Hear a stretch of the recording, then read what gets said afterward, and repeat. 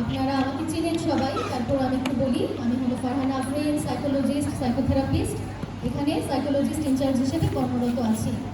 আপনারা কেউ কি আমাকে একটু বলতে পারেন হলিস্টিক ম্যানেজমেন্ট মানে কি? আপনাদের মানে মাথায় যে কনসেপ্টটাই আসছে, হলিস্টিক মানে কি? পুরোপুরি, এক্স্যাক্টলি। হলিস্টিক মানে হলো ওভারঅল, পুরোপুরি, সামগ্রিক। তো ওই কনসেপচুয়াল জায়গাগুলো নিয়ে আমরা আজকে একটু কথা বলবো এবং একটু শেয়ারিংও করবো, ঠিক আছে? তো প্রথমেই যদি আমি একটু বলি যে আমরা অনেকেই আমাদের মানে বলে যে প্রয়াস স্কুলে কারা পড়ে, বাচ্চারা কি সুস্থ না অসুস্থ? তো আমরা আসলে কি বলবো, আমাদের বাচ্চারা কি সুস্থ না অসুস্থ বলেন তো? অসুস্থ? সুস্থ। কিন্তু তাহলে কেন আমরা এত ট্রাই করছি বা এত এফোর্ট দিচ্ছি? কিছু কিছু সীমাবদ্ধতা আছে, এক্স্যাক্টলি। তো সীমাবদ্ধতাগুলো থাকলে আমরা কি করি? আমরা কিছু ম্যানেজমেন্ট দিই। আমরা কিন্তু এটাকে বলছি না ট্রিটমেন্ট, আমরা বলছি ম্যানেজমেন্ট। ম্যানেজমেন্ট মানে কি? তাদের হয়তো কিছু থেরাপিউটিক ম্যানেজমেন্ট লাগছে, কিছু সাইকোলজিক্যাল ম্যানেজমেন্ট লাগছে, কিছু টিচাররা কিছু ম্যানেজমেন্ট করছে, কিছু হোমলেস ম্যানেজমেন্ট হচ্ছে। বিকজ যেহেতু কিছু সীমাবদ্ধতা আমরা ফেস করছি, সেহেতু আমাদের কিছু বিশেষ জায়গা নিয়ে কাজ করতে হচ্ছে। এই কারণে আমরা ম্যানেজমেন্টের কথা বলছি। তো ম্যানেজমেন্টগুলোর মধ্যে কি কি আসে? ম্যানেজমেন্টগুলোর মধ্যে আসে বাড়ি, স্কুল, সামাজিক পরিবেশ, অ্যাপ্রোপ্রিয়েট প্যারেন্টিং। আচ্ছা, আপনারা আমাকে বলেন আমরা কোন কোন জায়গাগুলো দিয়ে ম্যানেজমেন্ট দিই? বাড়ি, স্কুল, সামাজিক পরিবেশ আর হলো প্যারেন্টিং। আর কি কি জায়গায়? ভাষা, ল্যাঙ্গুয়েজ নিয়ে আমরা কাজ করি না? তারপর আমরা বলি আর্লি ইন্টারভেনশন, আমাদের ইসিডির বাচ্চাদের। তো আর্লি ইন্টারভেনশন মানে কি? খুব ছোট বয়স থেকে কিছু কাজ শুরু করা। আমরা একটু ম্যানেজমেন্টগুলো দেখি, কি কি ম্যানেজমেন্ট নিয়ে আমরা কাজ করি। তো প্রথমটাই হলো life skill in a supportive environment. Life skill কি? কেউ যদি একটু বলেন আমাকে। জীবন মান উন্নয়ন করা, অর্থাৎ জীবন ধারণের জন্য। কেউ একজন একটু মাইক দিতে পারেন ওনাদের?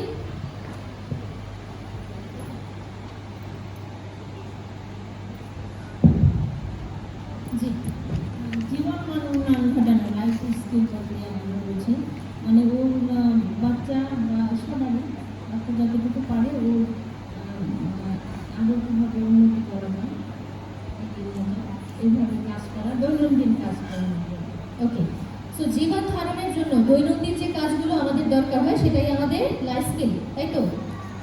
আচ্ছা, তারপর আপনার এই কথাটাতে চলে আসে ডেইলি লিভিং স্কিল। জীবনে প্রতিদিনই আমাদের যা যা করতে হয়, আমরা কি কি করি প্রতিদিন? খাওয়া দাওয়া, ঘুম, আর ডেইলি কাজগুলো। আচ্ছা, আমি না শুধু একটা টেবিল থেকে রেসপন্স পাচ্ছি, আমি একটু সবার রেসপন্স পাচ্ছি। আমি জানি আপনারা সবাই জানেন আমরা প্রতিদিন কি করি, আমরা সবাই জানি কি কি করি। আর ঘুম থেকে উঠে বিশ্রাম, খেলাধুলা, খাওয়া,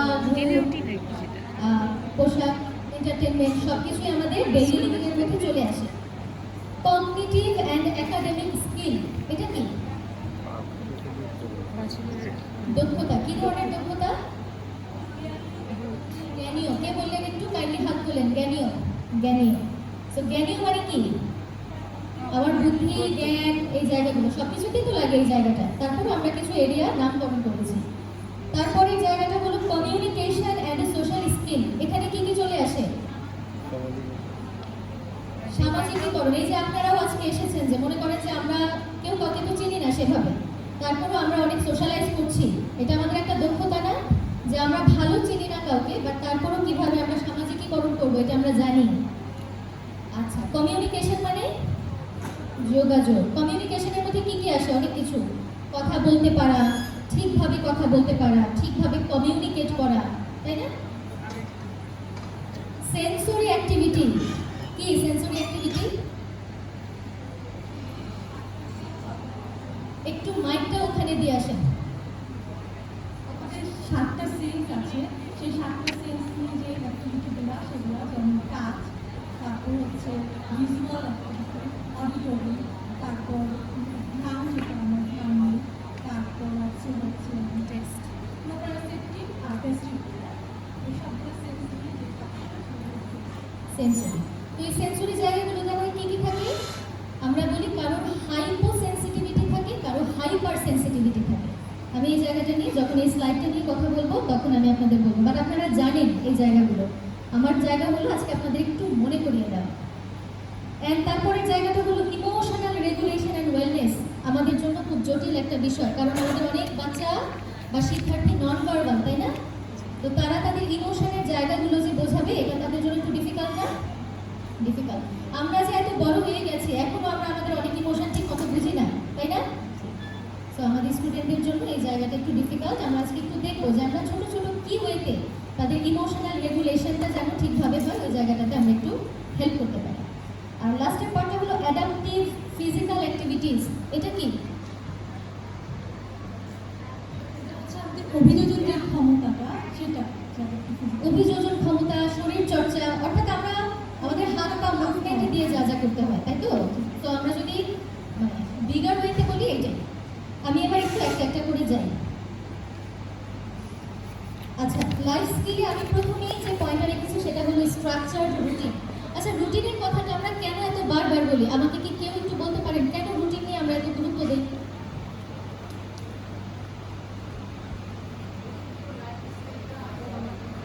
লাইফস্টাইলটা আরো উন্নত হবে।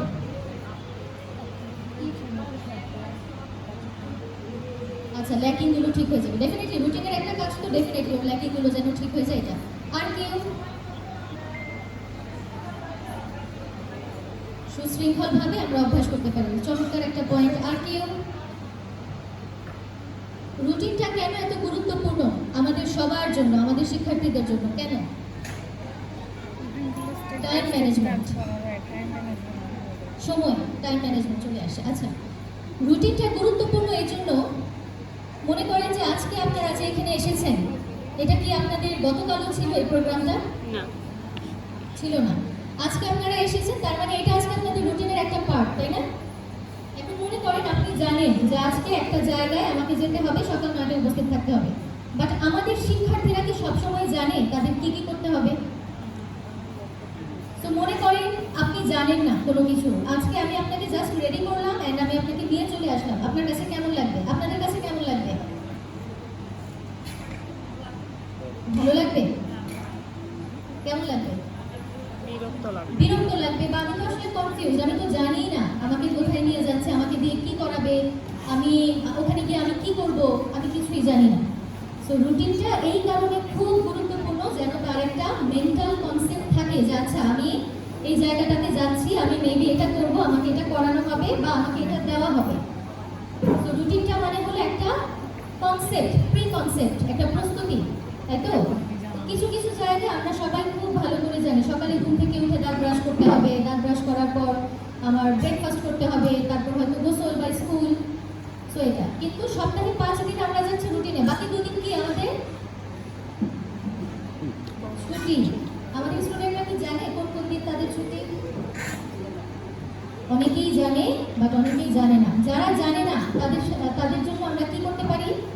আমরা একটু ক্যালেন্ডারের সামনে গিয়ে 5 দিন মনে করেন আমি একটু লাল কালি দিয়ে দাগ দিতে পারি, আমি ছোট ছোট করে এস লিখে দিতে পারি, ওকে বলতে পারি যে 5 দিন তোমার স্কুল, আর বাকি 2 দিন আমি সবুজ কালি দিয়ে দাগ দিতে পারি এবং বলতে পারি এই 2 দিন তোমার উইকেন্ড। ও হয়তো আমার কথাটা আপাতত দৃষ্টিতে বুঝবে না, বাট যখনই 5 দিন আর 2 দিন লাল কালি আর সবুজ কালি, কয়েক সপ্তাহ গেলে কিন্তু সে ঠিকই বুঝবে যে লাল কালির দিনগুলোতে তার মানে কি করছে, আমি স্কুলে যাচ্ছি, বেশি দিন স্কুলে যাচ্ছি ক্যালেন্ডারে।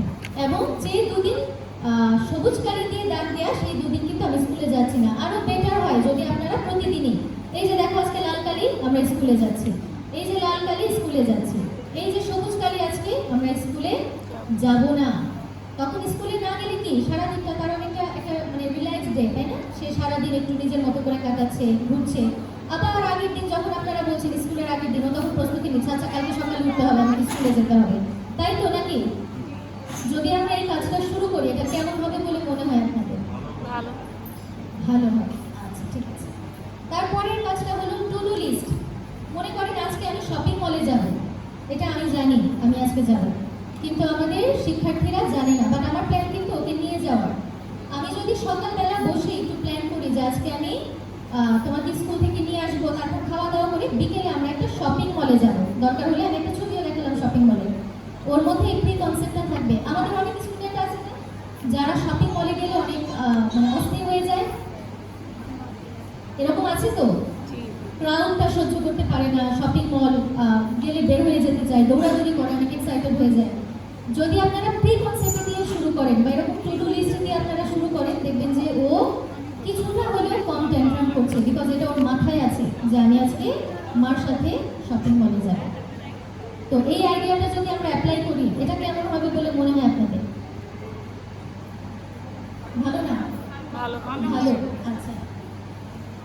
রিইনফোর্সমেন্ট নিয়ে আমরা সবাই জানি। রিইনফোর্সমেন্ট মানে সে যেটা অ্যাপ্রোপ্রিয়েট কিছু করার চেষ্টা করছে বা করছে, তখন আমি তাকে মৌখিক বা কোনো বস্তুগত, অর্থাৎ আমি ওকে বলতে পারি ভেরি গুড, গুড জব, খুব ভালো করেছো, গুড। আবার আমি ওকে একটু হাত দিতে পারি, আমি ওকে একটু বাইরে নিয়ে যেতে পারি, এটা ডিপেন্ডস। সে ছোট ছোট কাজগুলো যখন করার চেষ্টা করবে অ্যাপ্রোপ্রিয়েট, আমি তাকে ভার্বাল রিইনফোর্সমেন্টও দিতে পারি। যখন বড় আকারে কোনো কিছু করবে, মনে করেন এক সপ্তাহ সে খুবই ভালো রইল, কাজগুলো করলো অ্যাপ্রোপ্রিয়েট ওয়েতে, আমি তখন তাকে একটা রেস্টুরেন্টে খেতেও নিয়ে যেতে পারি, তাই না? Daily living skill, grooming, dressing, personal hygiene ইত্যাদি সেলফ কেয়ার। আচ্ছা, আমি একটা কথা আমার ইসিডিপি প্যারেন্টদেরকে বলি, ওই কথাগুলো তাদের জন্য পুরনো, অন্যদের জন্য নতুন। সেটা হলো, মনে করেন আমার দৈনন্দিন যা যা করণীয়, আমি খাচ্ছি, আমি ড্রেস করছি, গোসল করে এসে একটা নতুন মানে ভালো ড্রেস করছি পরিষ্কার, আমার খাবারটা টেবিলে রেডি থাকে, আমি টেবিল থেকে নিয়ে খাচ্ছি, আমি আমার বিছানাটা রেডি থাকে, আমি ঘুমাচ্ছি। আপনাদের কি মনে হয় এই এই এরকমটাতে আমরা সবাই খুব কানেক্ট করতে পারি? কানেক্টিং ওয়ে, মনে করেন একটা খাবার আমার সামনে রাখা টেবিলে, কিন্তু খাবারটা যে কিভাবে এসেছে এটা আমি জানি না। আমি শুধু জানি যে এখানে 2-3 পদ আছে, একটা মাছ আছে, একটা মাংস আছে, একটা সবজি আছে, আমি প্লেটে ভাতটা নিচ্ছি, সবজিটা নিচ্ছি, মাংস নিচ্ছি, খেয়ে আমার শেষ। বাট এই যে একটা সবজি আমাদের বাজার থেকে আনতে হয়েছে, একটা মাংস বাজার থেকে কিনে আনতে হয়েছে, তারপর সেটাকে কাটা হয়েছে, ঠিক করে ধোয়া হয়েছে, তারপর বিভিন্ন প্রসেসে কুক করা হয়েছে, তারপর এই জিনিসটা আমরা ডাইনিং টেবিলে এনেছি। এই প্রসেসটা নিয়ে আমাদের শিক্ষার্থীরা সবাই জানে বলে মনে হয়। তো আমরা যদি এই প্রসেসটাতে আমাদের স্টুডেন্টদের ইনক্লুড করি তাহলে কেমন হয়? এটা আমাদের প্রতিদিন সম্ভব না, তাই না? বাজারে নিয়ে যাওয়াটা প্রতিদিন সম্ভব না, অন্তত উইকেন্ডে একদিন বা দুদিন। মনে করেন আমি একটু আমার বাচ্চাটাকে বাজারে নিয়ে গেলাম, বাজার করার সময় ও ওখানে কি কি দেখবে? ও ওখানে অনেক কিছু পাবে, কোন সবজিটা কেনা হচ্ছে, কোন মাছটা কেনা হচ্ছে, সে সেটা দেখতে পাবে। কিভাবে লেনদেন হচ্ছে, টাকা পয়সা লেনদেন হয়তো, তাই না? বাজারে গিয়ে আমি দোকানদারকে দিচ্ছি, দোকানদার আমাকে চেঞ্জ দিচ্ছে, সো বুঝবে যে এখানে একটা বিনিময়ের ব্যাপার আছে। তারপর সেটা বাসায় আনা হলো, আমি ওকে একটু জিনিসটা একটু কাটা ধোয়া এই প্রসেসে আমি ওকে একটু ইনক্লুড করলাম, ও একটু করলো আমার সাথে, একটু ছিললো, একটু কাটলো, একটু ধুলো। তারপর রান্নার পালা, অবশ্যই প্যারেন্টরা থেকে উইথ সুপারভিশন তাকে একটু তরকারিতে আমি মনে করেন একটু হলুদ দিচ্ছি, ওর হাত দিয়ে একটু দেয়ালাম, আমি মরিচ দিচ্ছি, চামচটা একটু ওর হাত দিয়ে দেয়ালাম। ও দেখলো যে আস্তে আস্তে এই সবজিটা রান্না হচ্ছে, রঙটা পরিবর্তন হচ্ছে, আরে আস্তে আস্তে লবণ দিলাম, লবণ দেওয়ার আগে একরকম টেস্ট, আবার লবণ দেওয়ার পর হয়ে গেল মজা, অন্যরকম টেস্ট। এবং আলটিমেটলি মা কী করলো, এটা একটা পটে ঢেলে ফেললো, তারপরে এই পটটা নিয়ে ডাইনিং টেবিলে রেখে আসলো। তো আপনাদের কি মনে হয় এই যে কানেকশনটা, জিনিসগুলো কোত্থেকে আসে, কিভাবে প্রসেস হচ্ছে, কি ওয়েতে আমার সামনে উপস্থাপন হচ্ছে, এটা হলে কেমন হবে? তাহলেও কানেক্ট করতে শিখবে। এবং ওর এই যে খাবার, একটা জিনিস আমাদের অনেকেই আছে, প্যারেন্টরা বলে যে খেতে চায় না, আমরা একরকম জোর করেই খাওয়াই। যখন সে পুরো প্রসেসটার মধ্যে থাকবে তখন দেখবেন যে তার একটা আগ্রহ হবে যে আচ্ছা এই জিনিসটা তো আমার হাতেই করা, আমি একটু টেস্ট করি তো এটা।